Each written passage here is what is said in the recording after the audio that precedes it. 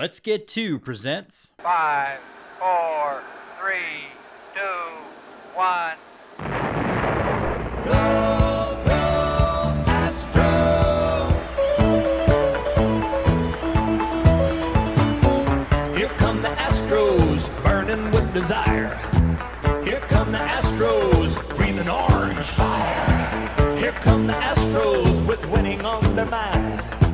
Here come the Astros, number one every time. Go, go, Astros! We want Houston! For the second time in 6 years, the Astros are baseball's best. And now, Go Let's Get Two presents, dedicated to the two-time world champs from H-Town, brought to you by three guys who've been here since Art Howe had hair.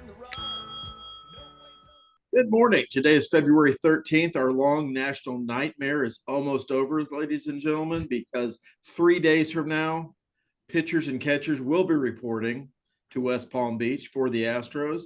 I'm talking about spring training getting started. The NFL is finally done, for those of you that care. The Chiefs won, I guess, a nail biter because it was exciting until they decided to not score and then run out the clock kind of, and then make a field goal. And I don't know. That's the NFL in 2023. But we're here to talk about baseball, specifically Astros baseball. I'm Andy Tomchesson. I'm here, as always, with James Christopher. Brian Arbor is from the Northeast. He's going to talk stats with us and tell us why we're wrong about our emotions. We've got a few things to talk about, catch up on. It's been a minute since we had a show. So we want to dive right in.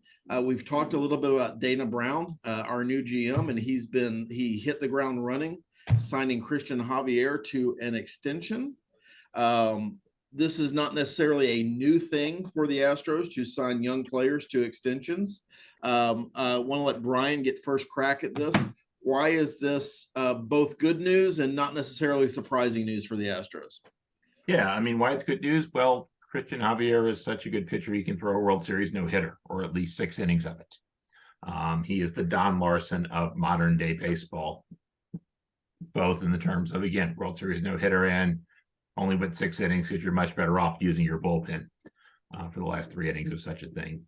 But, again, part of why Christian Javier is a really good pitcher is he's really hard to hit because he has this really deceptive fastball that has lots of ride. It stays up on the top of the strike zone, so it is an optical illusion to batters. They think it should not be staying up there, so they either miss it or they hit a lot of pop-ups, which are very, which is a good thing. Save hundreds a year on groceries at Aldi. So the Astros have signed him to the way I always look at this as a 2-part extension. There is the 3 years that get him out of the arbitration process, and they have certainty on his salary for the next 3 years.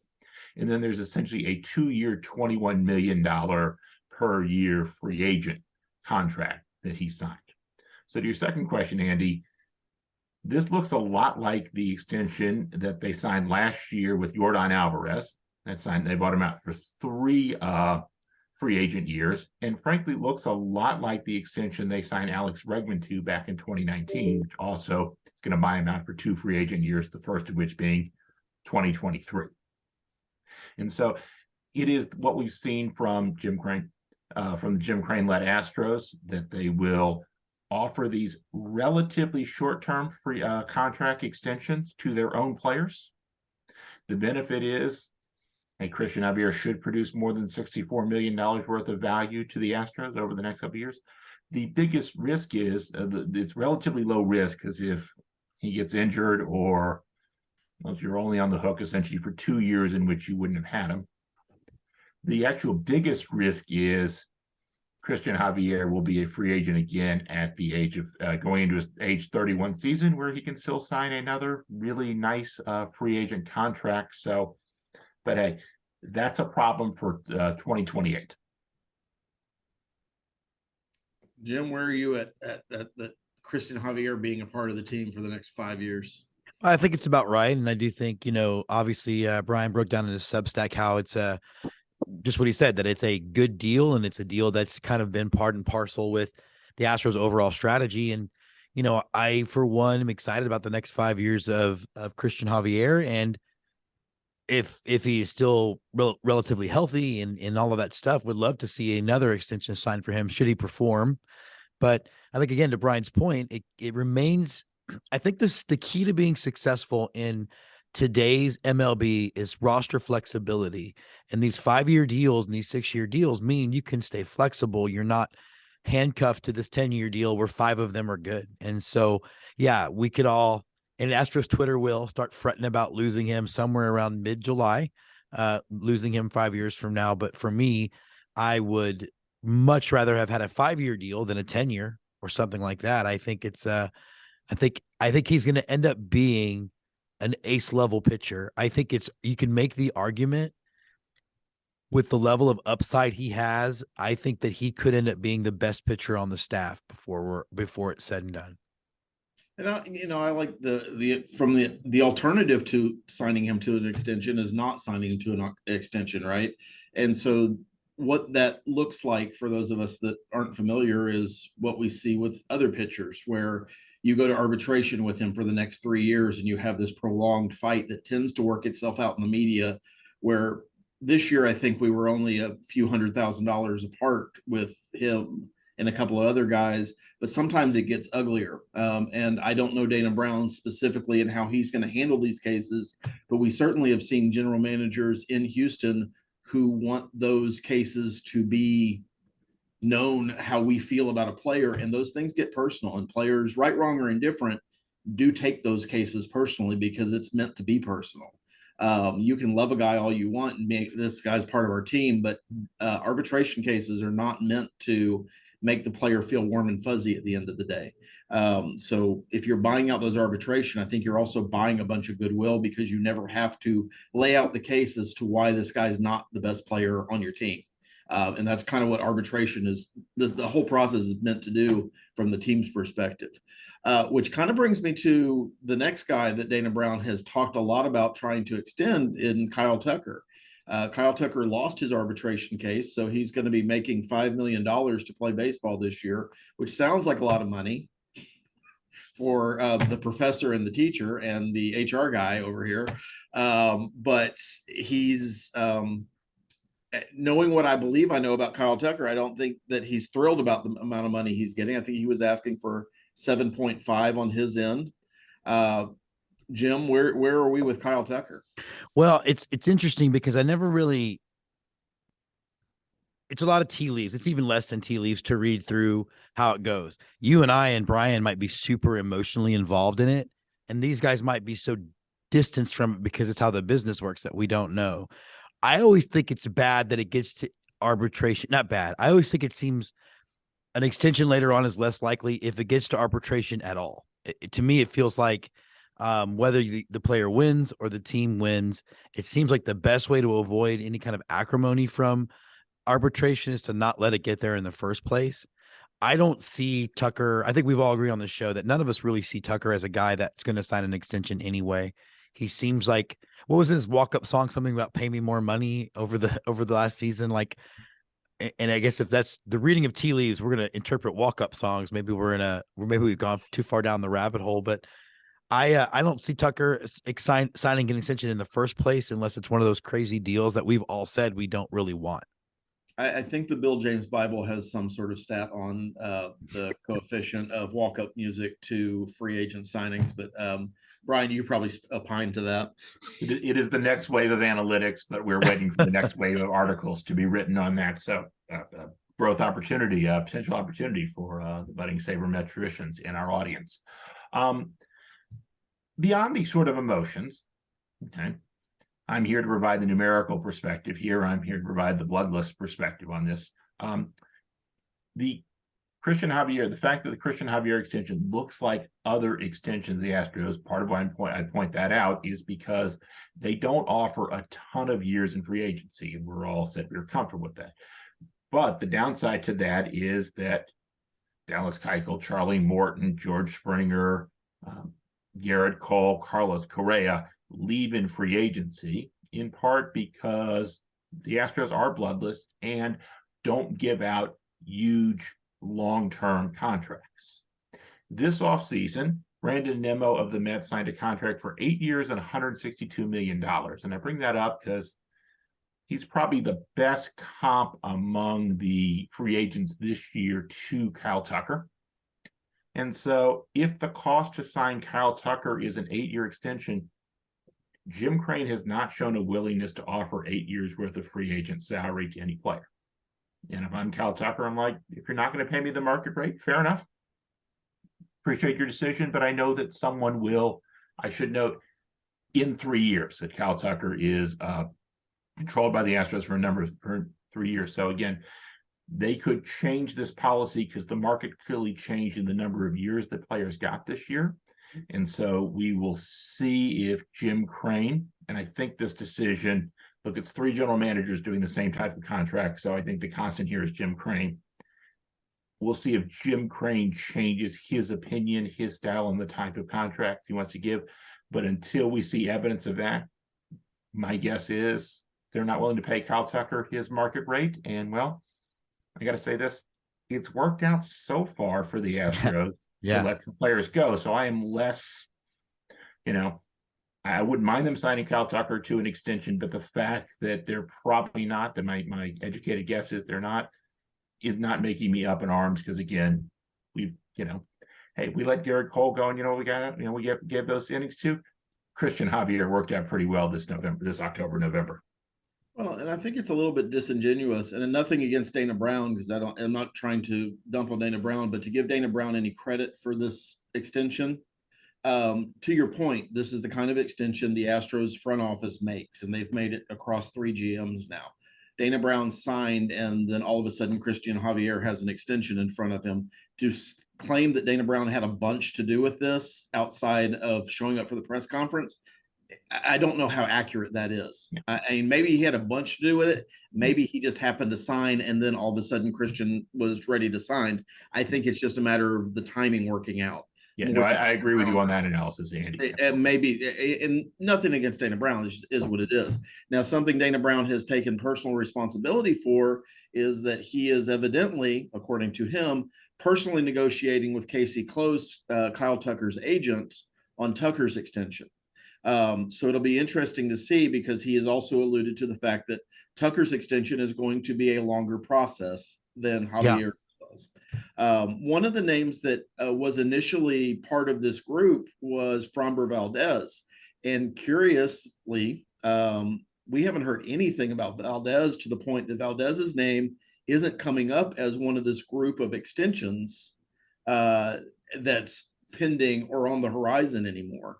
And I'm a little bit curious about your guys' take on that, Brian. We'll start with you. Yeah, I don't know. I will note this here. I don't think they have space under the CBT threshold to give extensions to all 3 players.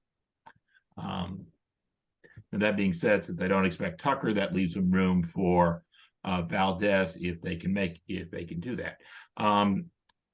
And Valdez, I think, would take more per year than Javier to sign such a contract, but the length of it may work for him. And this gets to more of the, more of a situation where the individual preferences of the player, his agent, and the Astros, because I think there is a deal that could be worked out there, but it's just a question of, hey, what Framber wants and what the Astros want. And there's more sort of give in that than there is in the other 2 cases. Jim, where are you at? Well, it's interesting because I wasn't super worried about it until you texted the list of topics for the week. And then, I started to dive down, I'll admit a very exhausted mind started to dive down the rabbit hole of all of this, because it is baseball season, and not because the Super Bowl happened, but because my film festival is done for another year and I can have a break. But congrats to the winners, by the way.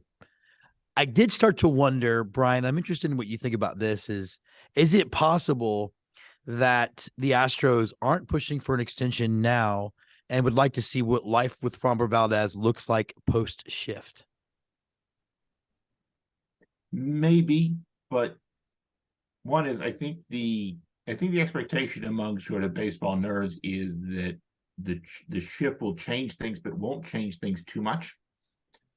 And of course, hey, ground balls are always good because really you can't hit the ball out of the park when you hit it on the ground first. So maybe it also could be a situation. I mean, look, they never signed Lance McCullers to an extension until right before he was a free agent. And so, maybe they will, and presumably I assume they offer lots of players extensions.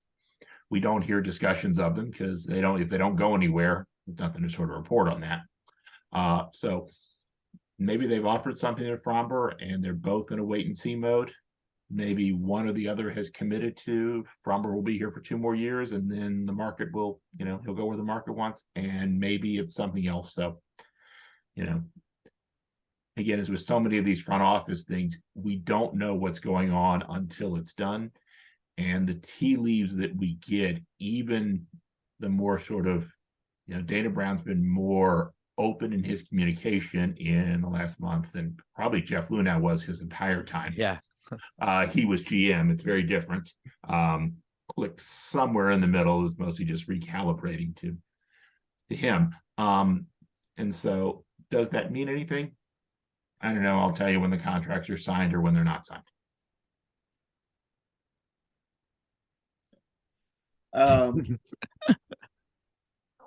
Yeah, it's interesting because Dana Brown does talk a lot. Certainly talked a lot more than James Click did.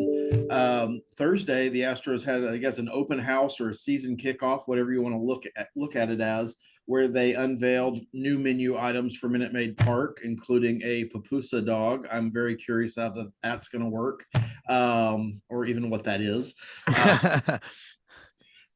They let Julia Morales eat for her one time every 6 months, so good for her. And then she ran like 16 miles, so that was good. I mean, she worked it off. Funnel cake fries. Are you kidding me? I'm into that. They did not unveil the gold trim jerseys that we're going to roll out for the first 2 games of the year, but they did let us know they're going to have them, and they're going to roll them out for the first 2 games this year at home against the White Sox.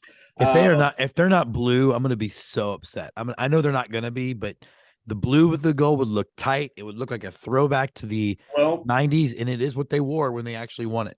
I think if I put on, and this is what I call analytics. If you assume Framber's going to get one of those first 2 starts and he prefers to pitch in a blue uniform, you assume that one of them is going to have gold trim, right? So I think you just go with you're going to get a gold trimmed blue uniform.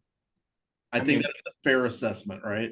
If they do game 1 Framber, Space City uniform gold trim, game 2 McCullers, white uniform gold trim, that's 2 uniforms they can sell in the team shop and online. You're certainly getting 2. I don't think that's. Well, I'm only getting 1, but I'm excited to be able to have a choice. How about that? But I think the big news for me is that, again, Dana Brown talked a lot.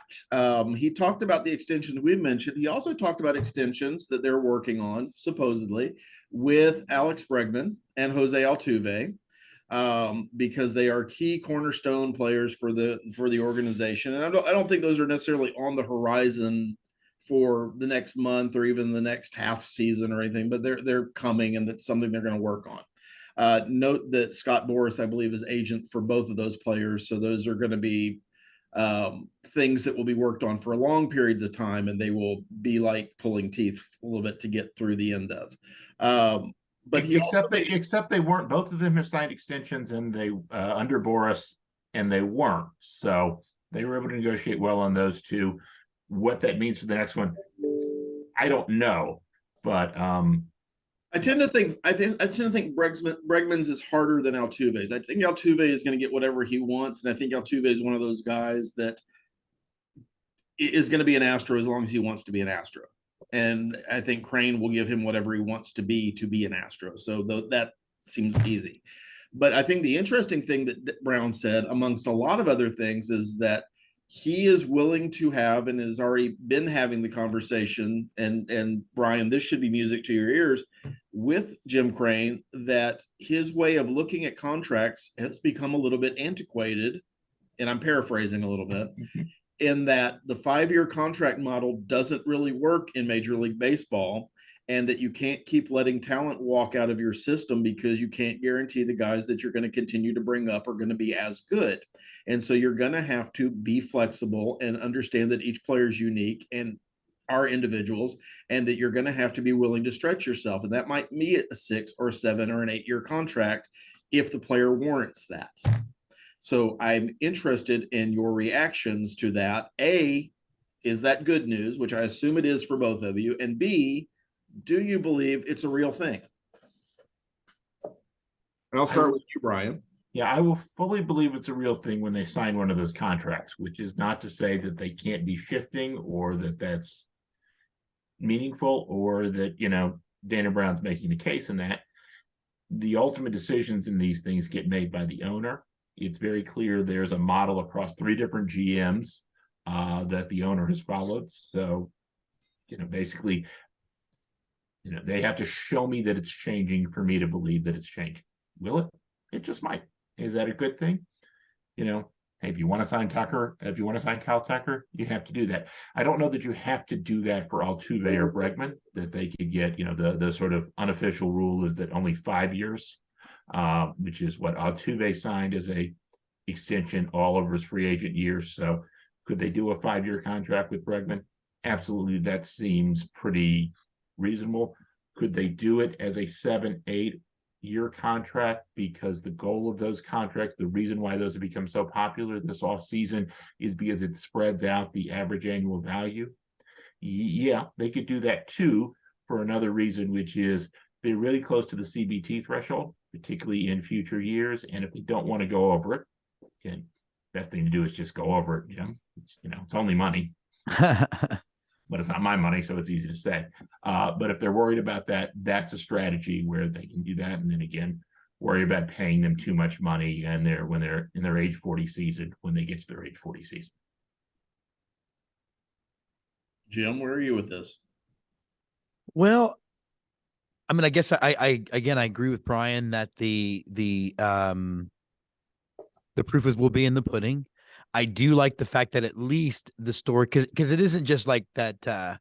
Dana Brown said this in comments and things, but there's been reporting that from sources that he's also really having those conversations. So at least it sounds like maybe Dana Brown, at least at the beginning, will not be simply the puppet that I think some people think he'll be, which I think overall I think is a good thing for the team. I get a very much Astros for life vibe from both Altuve and Bregman. I think that they are the kind of players that we talk about culture with this team and how you keep culture going. Well, I think Altuve and Bregman are the guys that can keep culture in this clubhouse going through iterations. I was reading an article, a column about Dana Brown yesterday that just talked about the mood around the Astros front office really is that they can continue to win World Series for years to come. And I know every team probably believes that, but it does seem like they have a plan for it. And I think maybe you're probably right. This free agent season really did change things. We'll see if they stay changed or if they go back, but I was giggling when you said Alex Bregman is an Astro for life, because it occurs to me that the dream would be for him to be an Astro long enough to become Jeff Bagwell and have people 30 years from now hating him for talking to the owner about player moves. His long-term goal is GM in name only, so he's working. He might talk to Mark Berman's daughter on camera about something, and everybody freak out about it. Yeah. And so it won't be about baseball, to be about salsa or barbecue sauce, but still. Yeah. And we'll be wondering why are they trusting Bregman as opposed to Altuve as the general manager and name owner in 30 years from now? The second baseman. Altuve will be behind the scenes pushing buttons. Podcast. Yeah. It's the dissing of the Astros second baseman. It continues. All right. Why didn't Bill Doran get in the Astros Hall of Fame earlier? See, this is the long thing. This is it. All right. Last topic today. The Astros and I guess Nike, because they're the uniform partner of Major League Baseball, have been pushing throwback jerseys all season, even though there is some weird contractual thing that Nike has about only allowing 4 uniforms per year. So the Astros, if you've lost count, have and plus the City Connect. So you have the white jerseys, which we all think are boring as hell. You have the gray road jerseys, which are not much better. Then you have the orange tops, and you have the navy tops with the rainbow sides. And then you have the blue City Connect, which I think we all like. But they've been showing pictures all off season of current players in the throwback uniforms, and they've been pushing, I feel, kind of heavily the mud and blood of the 2000 to 2011 era, which arguably up until 2017 was the most successful era of the franchise, regardless of what pajamas they were wearing. So there are people who that is the uniform that they identify as the most successful era of the franchise. And for people who are about 30 years old, that's probably the uniform they grew up watching the Astros. There are also people who think Episode 1 is the best Star Wars film. It does not make them right. Point taken. So I'm kind of curious as to what the point of this is. Are we just going to walk into Minute Maid on opening day and see all these jerseys available for sale? Is there some greater plan to this? And frankly, what happened to this? And if you're just listening to us, I am showing the greatest Astros logo of all time, the shooting star from the first iteration of Astros after Colt 45 went away. I'm wearing my shooting star jacket today because it's a little nippy in Houston. Jim, what you're our graphics guy. What's going on with this? I too find it odd because, as I recall, it was a series of sort of unofficial polls, this one or that one, and it was, the mud and blood in any iteration of it versus the blue and gold, and I think one was versus the tequila sunrise. It does seem interesting that there's been 3 polls, one of which always up against that really boring, plain baseball team uniform of the beginning of the Minute Maid Park era. I don't know if it seems too specific to be a coincidence. I hope that we're not looking to some kind of weird, consistent flashback to that period. I've always thought that to make another Star Wars reference, I've always thought the whole Ford jersey by Nike is about as stupid as George Lucas arbitrarily saying you can only have 2 Sith at a time. Like what a stupid limiting thing to do for both your storytelling or your bank account. The Astros, I think has for a team with multiple looks, they have, I think, the greatest uniform history in baseball. And I hate the fact that because of some arbitrary corporate rule, we really don't get to see that on the field, when I think you could make the case that every Friday there should be a different throwback or a different look from the time period outside of the mud and blood, as you so distinctly like to call it. Well, and if you weren't going to get it last year during the 60th anniversary, you're not going to get it during the 61st anniversary of the Astros this year. I mean, it makes no sense from a marketing standpoint if you're not going to do it on one of your anniversary years to push throwback uniforms. And I'm all for it. I think you should walk in any major league stadium and be able to buy any of the looks. I mean, if you're purely about selling jerseys and selling t-shirts, that should be a thing that every major league team does. And if you want to do the Disney thing, hell, every 3 years, retire one of them and bring them back 10 years later and create a fake demand, but still make them available somehow. It's a weird thing. I'm sorry, Brian, go ahead. I'll just note here, this is how I feel to like Rihanna's performance at the Super Bowl last night. The world is the marketing decisions of the world are kind of dominated by trying to get 25 to 35-year-olds, and they're the ones who grew up with the mud and blood, and also means that people who grew up with the shooting star are, dead. Being told in this okay boomer, which is unfortunately a little too accurate.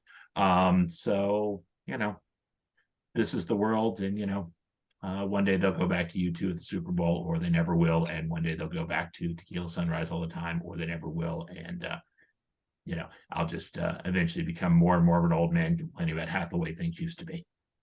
Can you imagine the pearl clutching if they brought back the actual Colt uniform with a gun on the jersey and smoke shooting up? With someone who has are they going to pay the copyright fees to the actual gun company? I mean, not to get into politics, but I think the NRA would subsidize that. So. I was going to say, as somebody who has a 6-gun iconography and part of their film festivals look, I highly advise to not, because it is not worth the hassle. Roll into it. All right. I think that unless anybody has any final thoughts, I think that wraps us up. You can send any protest notes to Austin, Texas, P.O. Box. I don't give a anyway. I do want to send out a bit of remorse and sadness to Evan Drellick, who is going to have a book that's going to be 95% taken as gospel, except for the 5% that indicates that other teams like the Dodgers actually were cheating to try to win during the 17, 18, and 19 seasons, because Evan's a good dude. I'm just kidding if you're listening on the radio. But yeah, that's exactly how the narrative will be. This book is 100% true, except for this one part. I'm going to reserve my comments till I actually read the book. But yeah, based on the screenshots that are floating around Twitter right now, I'm going to tend to agree with you. My copy is coming in this week, so I will. Oh, we're going to have book report day? What's that? Let's have book report day. So we can do that. We can do Astro Ball. We can do, I don't know what. I mean, this all sounds fascinating for us to do book reports on a podcast. I won't read it. I'm going to be like the rest of America and judge it without doing so. Seems fair. Well, I mean, just ignore any parts that mention Yankees or Dodgers, and you'll be like everybody else outside of Houston and the major media. All right. With that, I'm going to close out the show. We have Go Astros. Anybody? Hey, college baseball starts this week. I'm sorry, Division I college baseball starts this week, because Division II and Division III baseball have been going on for the last couple of weeks. But Division I college baseball starts on Friday. Looking forward to it, because people playing college baseball look to be warm while I am up here in the north being cold. Go Astros. And speaking of baseball being back, the World Baseball Classic is starting very soon. And while I'm still not sure how I feel about Astros participating at any level, I'd rather them be playing in October and November of this year. It's at least going to be fun to kind of see the world stage, to pay attention to a real sport for a second, and not the one in which you kick a ball around with your foot. Go Astros. I'm always fascinated with the preseason articles for baseball around this time, where it pretends the Astros have some sort of question to answer because they've got to fill out some column space. Go Astros.